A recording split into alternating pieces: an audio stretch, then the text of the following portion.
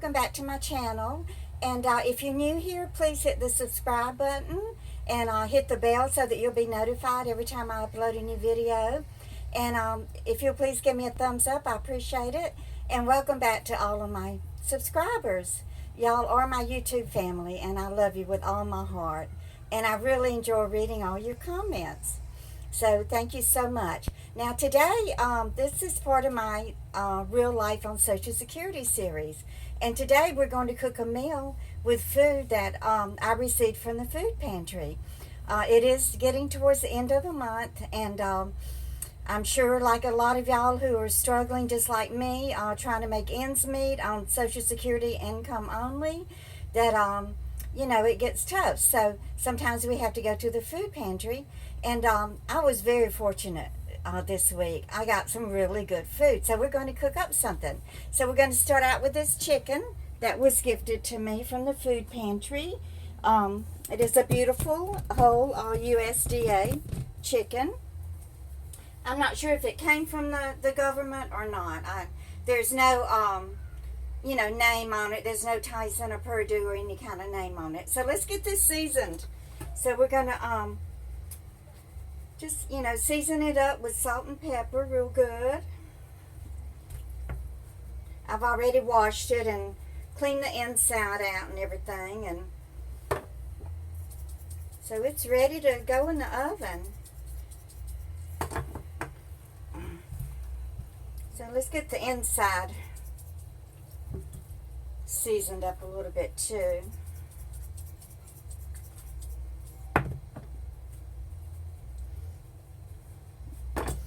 You know, when I was growing up, y'all know that my mother would never let me in the kitchen with her because she said I was aggravating her. So, you know, I never even learned how to cut up a chicken or fry a chicken or cook a chicken. And all of that just had to be learned, you know, after I got married and tried to figure it out on my own.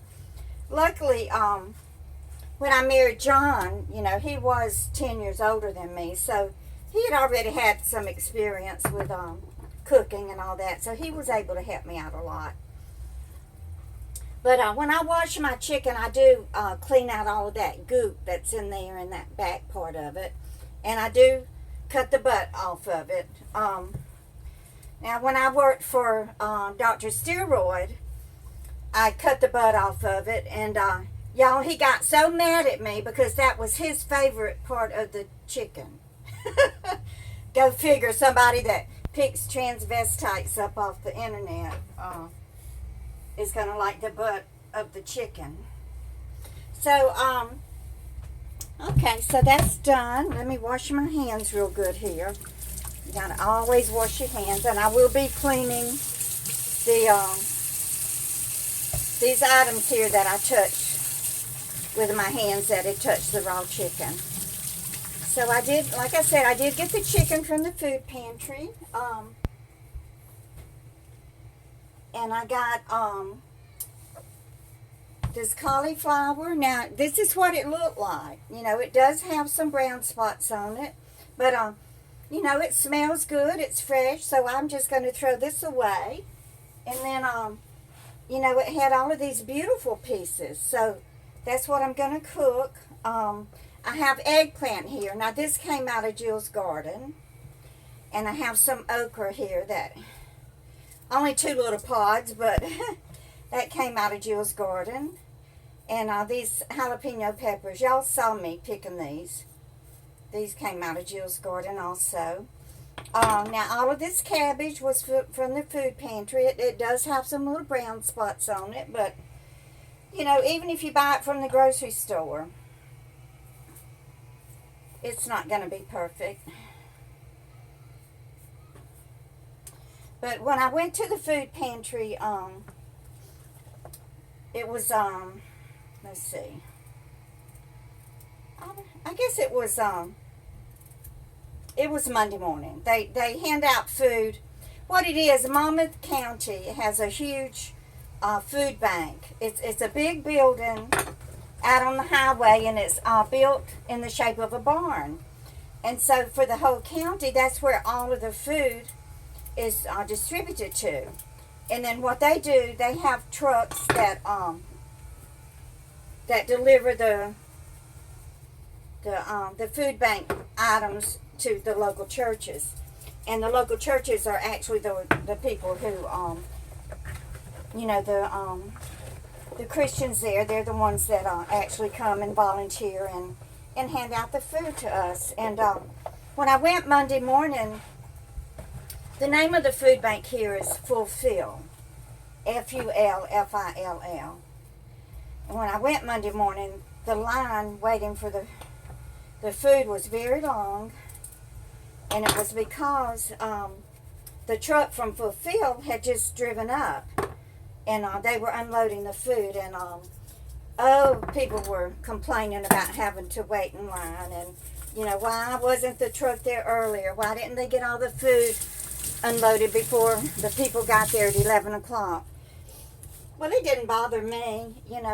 I'm happy and grateful and thankful to get the free food. So, and then when I saw them bring out that pallet of cauliflower, whew, boy, I was excited because I was really wanting some vegetables. So what I'm going to do, I'm going to see if I can't stuff this bird with some of these vegetables. And then when it cooks, it's going to get all that delicious chicken broth in there. So, no, I'm not going to be stuffing it with stuffing, but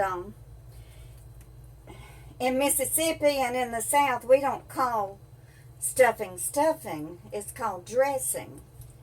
And we make it from cornbread, and you bake your cornbread, and then you kind of shred it up, and then I used to boil eggs and put the boiled eggs in my dressing. But over the years, I've just started breaking up a couple of eggs and stirring them up in there. And, of course, you got to save your turkey broth or your chicken broth. And, you mix that in with your dressing. And then you can either saute your onions and celery and I don't know. I don't think I ever put garlic in my dressing, but some people might, but that doesn't sound good to me. But you usually saute that or boil it in water until it gets tender, and then you want to put your celery and onions and all your vegetables, whatever you want to put in the dressing. And I think some people, I've even had dressing before with oysters in it. So I'm just going to put some more of my vegetables around my chicken. And y'all, I'm going to put this in a 350-degree oven for it's probably going to take it about an hour and a half to cook with it being stuffed and everything. But now I do have some yams. They gave us these at the food pantry also. So I didn't put them with the salt and pepper on them because I don't think they need to be coated with salt and pepper. Let's see if we can't put some of these yams in here too. And then I'm just going to pour a little vegetable oil. Of course, you want to use olive oil if you have it, but I ran out and I'm not going to be able to buy it until I get my check and I go grocery shopping again. So, okay, there we are with our yams. Let me wash my hands real good and get all this. Y'all know you got to be very careful whenever you're dealing with poultry.